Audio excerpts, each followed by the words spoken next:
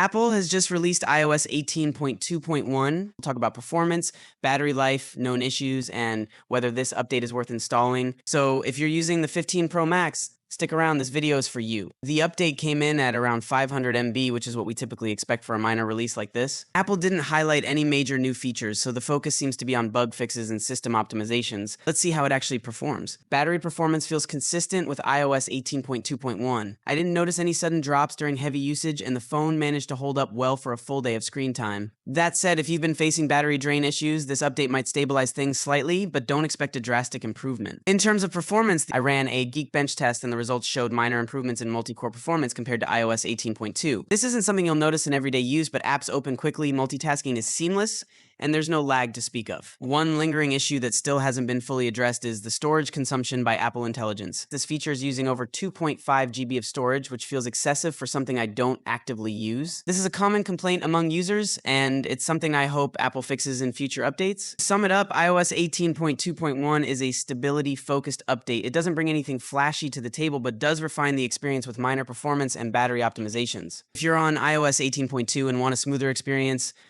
I'd say go for it. Just keep in mind that some persistent issues like Apple Intelligence storage usage remain unresolved. Let me know in the comments below. If you found this video helpful, give it a thumbs up, and don't forget to subscribe to the channel and hit the notification bell so you never miss out on more tips and tricks. Thanks for watching, and I'll see you in the next video.